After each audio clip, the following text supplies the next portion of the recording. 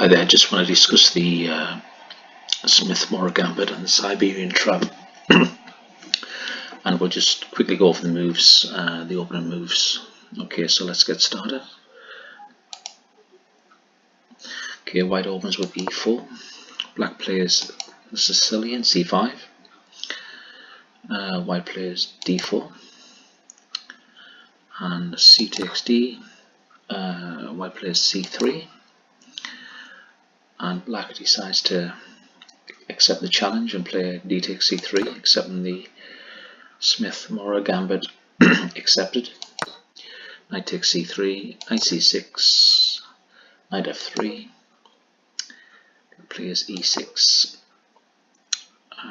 white plays bishop c4, and now black begins to try and spring the Siberian trap with queen c7. It's quite a subtle move, this, so this is what quite a few people fall for this trap, and this is what this game is going to be about. We'll quickly show you what black intends here before we actually go into the game continuation. So white normally castles here and plays that move, and black plays knight f6. The point is, usually in most sort of Shevenigan type setups, i.e. with the pawn on e6 and usually pawn on d6 structures, white normally plays his queen to e2 and then brings his rook to d1. The problem with this in this position is if white plays queen e2, black can try and set this trap with knight g4. The point is, he could blunder here and actually play h3, thinking he's going to kick away the knight, but then black uncorks the Siberian trap and plays knight d4. Now black's in trouble because obviously if he takes, knight takes d4, it's queen h2 is mate. So what other alternatives were there here? White could actually try and sidestep this trick of the knight coming to d4 with simply rook d1. Unfortunately, in this position, black can actually play bishop c5, and that's actually hitting the f2 square. Yeah, and that's obviously a double attack with the knight, so that would be a little bit awkward. I mean, we could block, of course, with bishop e3, but then that would be a good bishop would be whipped off by the knight, and then we'll have double pawns on e3 and e4, so that wouldn't be ideal. Okay, let's have a look at the game between a couple of strong players. The young player was international master Lev Milman against Jan Elvest in 2003, New York Rapid in 2003. Okay, rather than playing the move queen to e2, which he did previously, white actually played knight b5. And this is one of the refutations of the, well, really not a refutation, but a much better version of dropping your queen on early in the game. So black actually played queen b8, and just keeping his queen on that diagonal. He hopes to try and do possibly some similar tricks later on in the game, but we'll find out that doesn't actually happen. Okay, so after queen b8, white went e5, hitting the knight on f6. So he decided to go knight to g4. And now you have a triple attack on the e5 pawn. Sorry. And we go and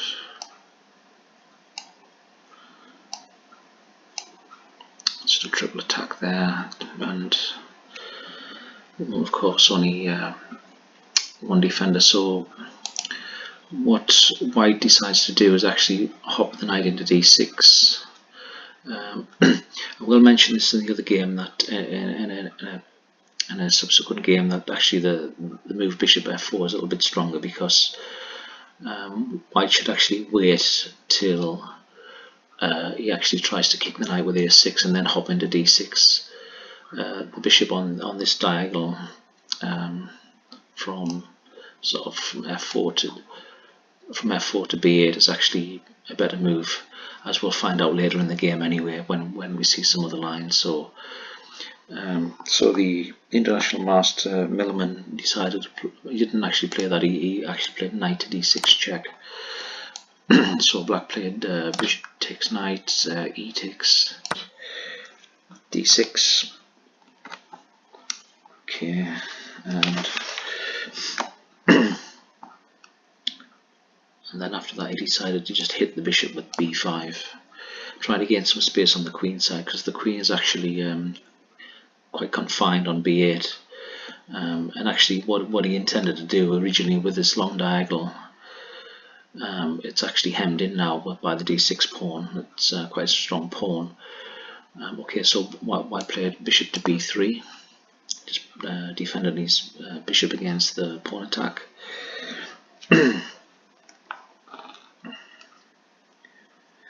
Black decided to get his king safe, which is normally a good idea in the Mora Gambit, so he just castled. And now white played h3. He could actually play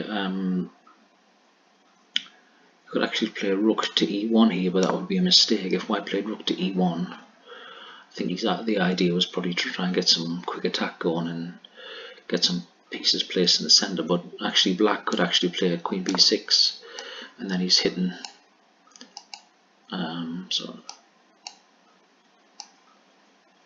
he's hitting actually f2 square with the knight and the queen. So this wouldn't be good, because his white, you can't actually play a bishop to e3 here, because the knight would be hitting the bishop on e3. So rook e1 would be a bad idea. So let's just go back a couple of moves. What he actually played was he actually played h3 here, just kicking this knight out of this square and just try to push the pieces back. Black actually played knight f6 here. He also could have played knight e5 and swapped a pair of knights, which wouldn't be such a bad idea, because it's swapping pieces when you're a bit crammed is usually generally a good idea. And this is where we come back to this idea of this early move bishop f4, which we should have played earlier on as white, because that option now wouldn't be there if the bishop was on f4, protecting the e5 square. So, but actually in this game black actually played knight f6, so knight f6 was actually played in the game. Okay, now he decided to play rook e1. You can't actually play, in this case, you can't actually play bishop g5 here, because black would actually just play knight e4 and gain a tempo on the bishop in that case. And if white decided to play a move like queen c2 and then knight g5, you can probably just, black can probably just play g6 and hold the position there. And as far as I'm aware, I think black is okay there. Okay, so if you just go back a couple of moves to this position, so he didn't actually play bishop g5. He actually played a stronger move, which was rook to e1. Just placing his rook in the center and looking for further attacks. White has to play very sharply in this position as well. Now black could have played a good move here, which would have been knight a5. He didn't actually play that. He could have played a nice move here, which would have been knight a5, and then a move like bishop c2, and then another good move, knight d5. It looks a little bit strange putting the knight d5. Obviously the queen is on the if I can get him to do this, on the d6 pawn after knight d5. It does look a little bit weakening on the king side, because there's a lot of pieces heading towards the king side there. And okay, so if white decided to for example go knight g5 and try and attack, then g5, you can actually just play the simple. Black could just actually play the simple f5 here, and it just neutralizes all threats. This is quite a strong pawn chain here. Can't really be breaking up so easily. And the queen coming into h5 wouldn't work because of just simply h6. It's difficult to break this position down with the pawn on f5 here. And this move f5 in these types of position, particularly in this Siberian line, is actually quite a common theme in this sort of position. So you'll have to watch out for this f5 quite a lot and try and prevent it if you can, because it's usually quite a strong move. Okay, so let's go back a couple of moves. We didn't actually play this line here. We actually played a weaker move, which was a5. Sorry, which was actually a5. I just tried to advance on the queen side. Okay, so he played a5, which was probably a question mark, and this is where white actually played a nice strong move, which was bishop g5.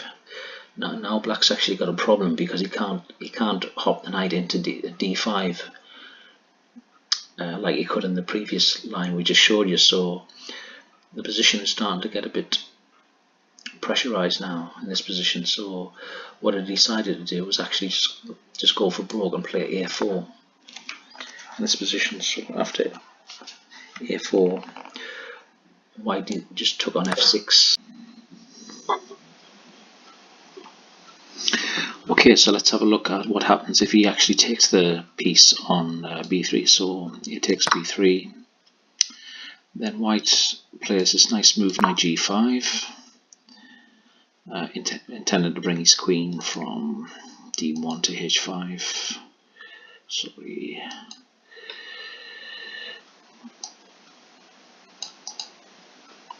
To here. Okay, so black actually takes, threatening the knight. White plays queen h5, threatening mate m1. Black is forced to take. F takes g5, queen takes g5, check, king h8. Now white plays queen f6, check. King is forced to go to g8. Now white plays this very strong move, rook a to d1. Black actually has a little trick up his sleeve here as well. So obviously white just wants to bring his rooks over to g3 or something like that and then just give mate. So now black plays b takes a2. Now white plays rook to e3. And this is the point of black's defense. He has a little trick up his sleeve here. And he actually, obviously, white wants to just play rook g3 and give mate, so it's important that black defends against that. So what black actually plays here is a nice little subtle move, queen takes d6. If in fact white could lose here, if white was to play rook to g3 check, then the queen would just whip off the rook, and then white, when white recaptures, this pawn will just come down and queen, and well, I guess he wouldn't lose, would he? Because he could still get a perpetual on g5, but yeah, it's possible. Anyway, so in this position, white actually has to take the queen with the rook on d6, and now this is where black gets a queen with check. White plays king to let's take off that analysis, king h2, and now this is where black has a little subtle move, which is actually another defensive move, which is actually queen to b1. The idea is to bring the queen to this square, and when the rook gives check, the queen will just come back.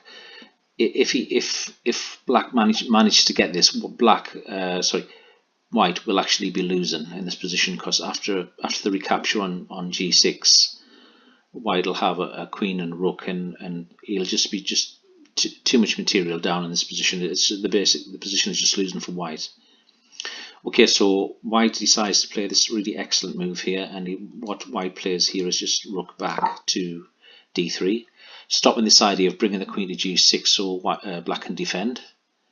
So he just wants to now just mate him with rook g3, and there's not really a lot black can do about it here. I think the only thing, there's a couple of lines he could play, but I'll show you the main line, which is probably the prettier line, which is he could try this idea of knight e5 here, trying to mess things up.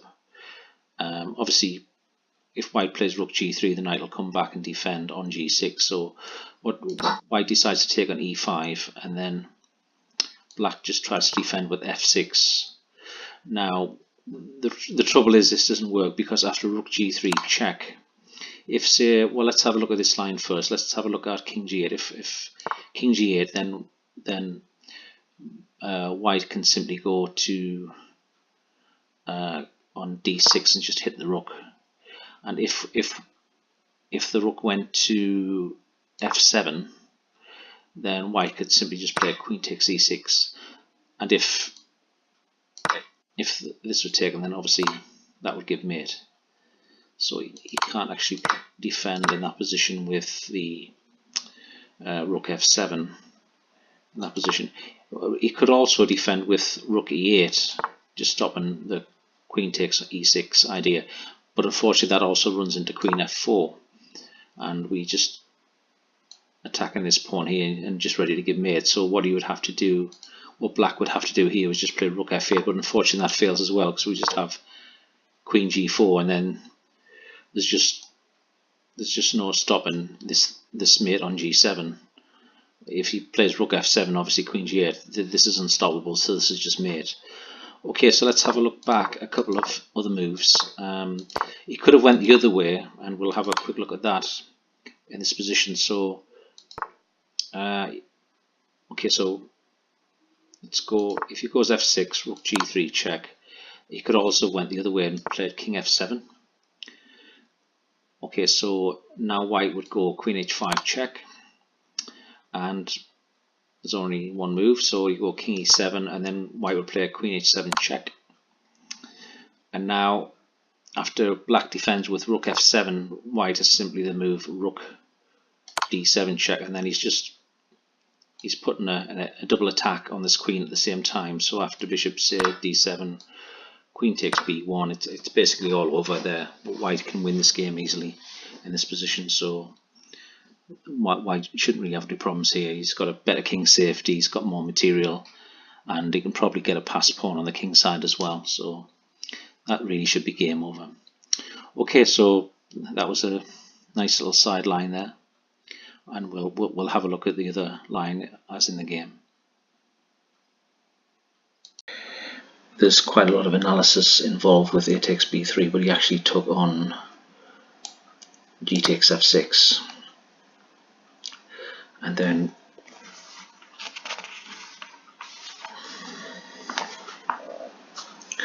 now white played bishop c2. I think he was probably bang on the fact that he could probably try and get f5 in and try and stunt the power of this bishop on the king side in this position, but or something like that. So bishop c2, he actually played knight